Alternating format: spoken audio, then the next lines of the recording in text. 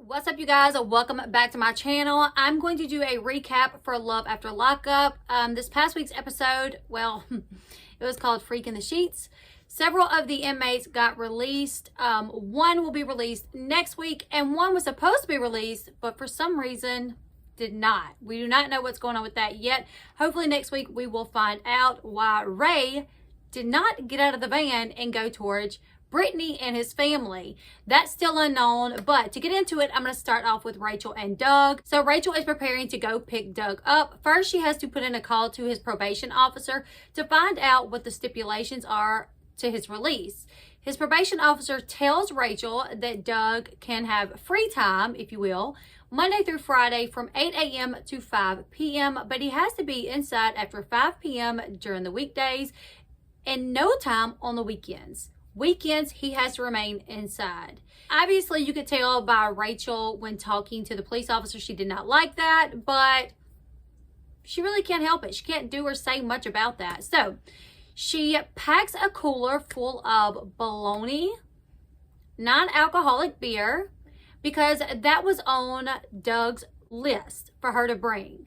So Doug requested a few things: bologna, non-alcoholic beer, boobs, and something else that starts with a B. I'm not going to say that. And then he requested that she wear a conservative dress to pick him up and no underwear. So she does.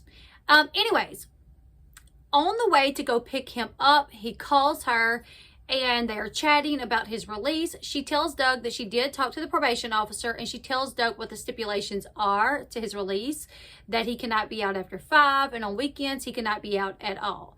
Now, Doug has not even got out of jail yet, you guys, and he is already trying to ruffle some feathers. He is saying that he is not going to adhere to that. He's like, no way, I need a new probation officer. I'm not doing that. And Rachel tells him, you better be careful. Like, you're not even out yet. This is not permanent. It's just temporary. Get out and abide by the rules so you don't get in more trouble. And he's like, nope, not going to happen. I will be getting a new probation officer. She tells Doug, you could end up like screwing yourself over. What if you contact the manager and they give you someone else, but the new probation officer is worse than the first one? Just leave it alone. And Doug basically tells her he's not going to leave it alone, that when he gets out, he will be contacting the manager to try to get a new probation officer. Now, Rachel does not live close to where Doug is incarcerated at, so she has to travel for a while, stay in a hotel, get up early the next morning, and travel a little bit more to get to the prison. She gets there, and a guard comes out and tells her that Doug will be released within the next 5 minutes. She gets out of the car, and she waits for him, and he comes out, and of course, he runs up to her. They hug it out for a little bit, and she tells him she has a surprise for him. She brings him to the back of her car, shows him the cooler full of bologna, and right there he goes ahead and eats the bologna. He bites into it and spits the paper out, and then uses a card to cut the end of the bologna off so he can eat it. He said that was like a trick from jail. I guess you use cards to cut your meat or whatever. Anyways, they eat a little bit of the bologna, and then he says that still being on the prison grounds makes him a little bit nervous, because as long as he's there, he feels like that any of those cops that are standing around could just put him in the hole. So he tells Rachel, let's get out of here, and they head back home. A home to which Doug has never been to.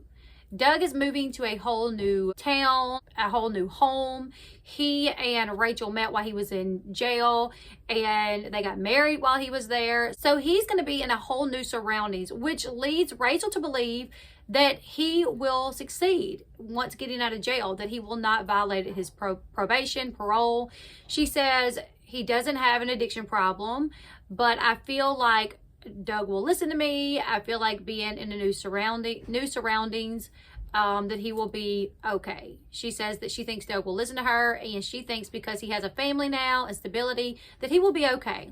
Let's hope so. Once they get in the car and they head home, she has a phone for him, so he's playing around with the phone. He's not really familiar with it. And then in a confessional, he says that he's been in and out of jail since he was 17 years old.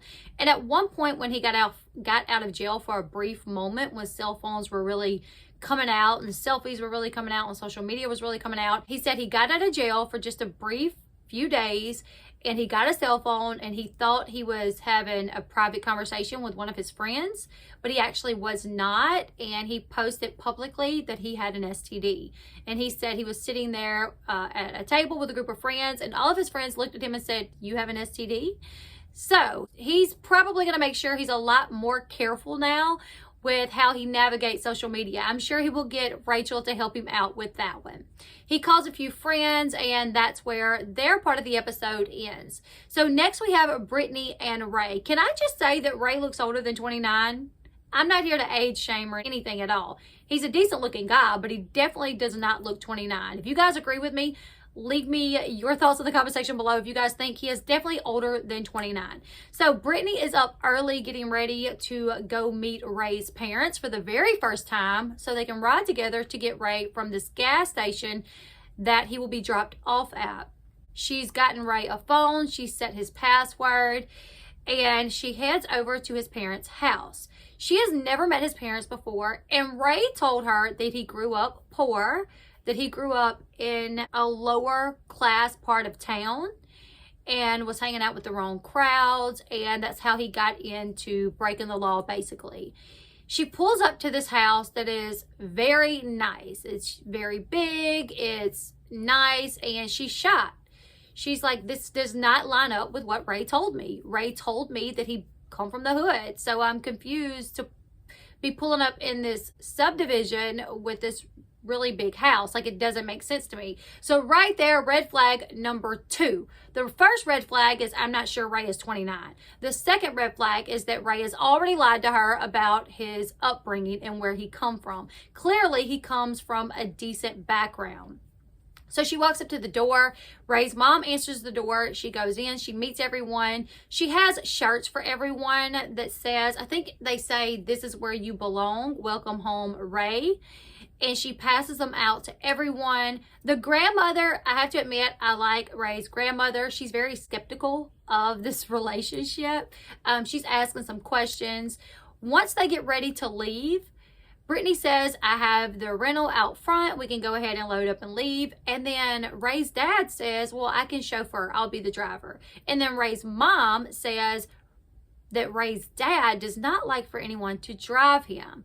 And Britney, in a confessional, says, "That's really weird to me. Like, I'm the one that showed up with the rental, and the fact that Ray's dad is just taking the lead to drive this rental.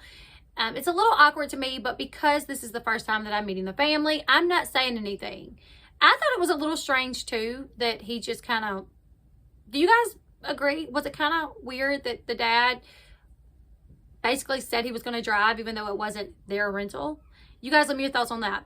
So, on the way to pick Ray up, the grandmother is asking questions. She asks Britney, "How long have you known Ray?"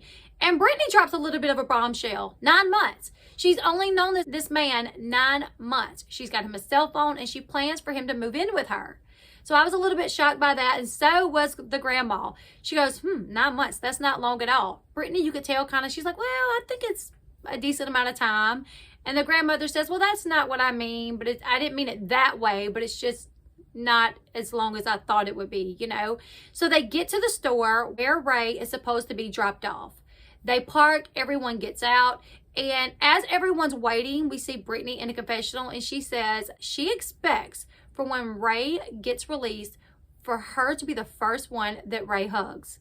That's what she says in the confessional. She says, "I expect that Ray will come to me first and hug me first. And if he doesn't, I'm going to be a little bothered." And I'm like, girl, he's been away from grandmother for 3 years, and you said they were close. He's been away from his mom and dad 3 years. He's only known you 9 months, and you expect him to come to you first? I don't know. I see some red flags with Britney myself. So the bus pulls up. It pulls up closer to the store. They're kind of parked off to the side. And Ray gets out. He walks up to the store. They do something for a minute. What was really strange is when Ray gets out, he is facing towards his family and Britney. But he does not smile at them. He does not break like the stoic face that he has. He just looks very... and continues walking to where he needs to go. He doesn't smile. He doesn't wink. Nothing. And it took his family by surprise as well. It took Britney by surprise. She was like, something's wrong. He didn't smile at me. He didn't even look at me. What's going on? After a few minutes, Ray walks back to the van, gets back in, the door is shut, and the van leaves. So we are not sure what's going on with Ray, you guys. It looks like he was taken back to jail. I'm hoping that maybe they're bringing him over there closer to Britney and him. Maybe they had to go to the store for something and they load it back up to drive him closer to the family. Hopefully that's what's happening here. We'll see in next week's episode. Oh, I almost forgot too, that Ray's grandmother, in her own little confessional, she's like, I'm curious about this Britney girl. Like, what's wrong with you that you got to go looking for a man in prison? You can't find a man out here, so you got to go look for one in prison? Something must be wrong with you. And I was like, oh, Granny. Yes, you did. Yes, you did. I forgot about that, and I wanted to make sure I talked about that. Do you guys agree with Granny? Leave your thoughts in the comment section below if you agree with her, or you think maybe she's just being a little harsh about Britney and Ray's relationship. I kind of agree with her. So moving on, we have Deontay and Nicole. I have another video that I will be working on about Nicole. So apparently Nicole and Lacey, who is also from Love After Lockup, they know each other and they have worked together in the past. So that video will be coming up shortly. So Deontay gets Nicole. She's released from jail. They load up. They're headed home. And he's already given her champagne, $1,000 in cash. Once they're on the road, he tells Nicole to get the bag from the back seat. It's a Victoria's Secret bag and it is full of items. I think she had 3 boxes of shoes in the back as well. There was either 2 or 3 boxes of shoes back there, but she gets this bag. There's watches in it. There's a cell phone in it. There's all kinds of things in this bag. So she's saying how she's looked up because her man is taking care of her. Then she pulls out some lingerie. And she says, what you want me to do with this? And Deontay is like, you know what I want you to do with that. You already know. And she very seriously is like, no, that is not cool. Like, I'll wear this, but you're not touching me. And then she goes into this spiel about how she's been locked up for 4 years. And while being locked up, no one has touched her.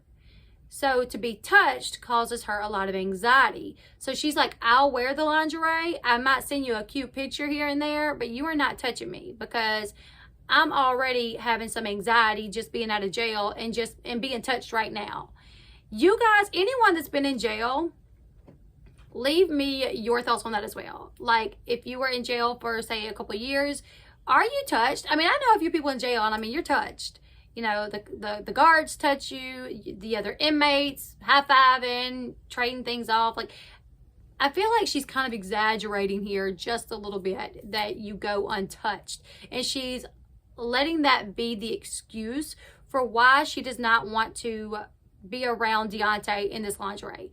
So she's like, no, I'm not going to wear the lingerie for you. I'll send you pictures, but that's it. Now, Deontay is pretty upset about it. He's like, well, that sucks, but okay, I get it. He tries to be understanding.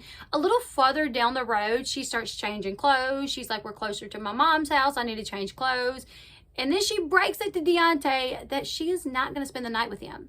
She says, I just want to let you know I've decided I'm going to stay the night at my mom's house tonight. Deontay is once again shocked. He's like, wait, what? You were supposed to stay with me tonight. I thought we were just going to go visit your mom for a few hours and then we were going to go to my house. She says, well, I haven't seen my mom in so long, so I really just want to spend some time with my mom. Deontay, once again, trying to play it cool, says, okay, I understand that. You haven't seen your mom in 4 years. That'll be okay. In a confessional, he says that he was really not expecting to spend the first night upon Nicole being released from jail. He was not planning on spending that night alone. But he says, I guess I'll have to take the L on this one and just be okay with the fact that she's going to stay at her mom's house. They pull up at her mom's house and Deontay opens the door and he's like, well, let's go in. Let's go meet mom. And she says, hold on. I'm not ready for you to meet my mom yet. And Deontay, once again, shocked. He's like, what do you mean? You're not ready for me to meet your mom? And Nicole says, no, you know, I just got out of jail. I want you to meet my mom, but I want it to be special, and it's not going to be special this way if you're meeting her like this. So I would rather if you meet her at a different time when it can be special. Deontay, upset, but understanding. okay, I get it. All right, I guess I'll meet her next time. So she changes her clothes and she puts her new shoes on and she gets all her stuff out of the car, and Deontay leaves.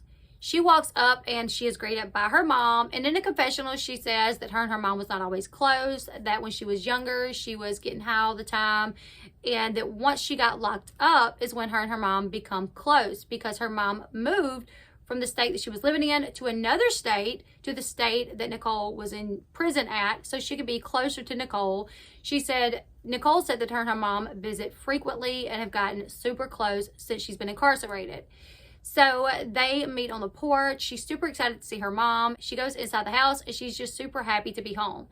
Deontay leaves, and after he leaves, we see him in a confessional basically saying that he thinks that Nicole is the one, that he could definitely see planning a wedding with her in the near future, and that he understands why she wants to be home for a little bit, but he definitely hopes that in the near future they will be planning a wedding. Now, back over at the house, Nicole has taken a shower, got all the jailness off of her, and she is in a robe and she lays on her bed and she starts texting another guy. And she is making plans. Well, first off, she's letting the guy know that she is out of jail, to which the guy seems shocked. Oh, well, are you really? That's awesome. And she asked the guy if he can pick her up the next weekend so they can hang out.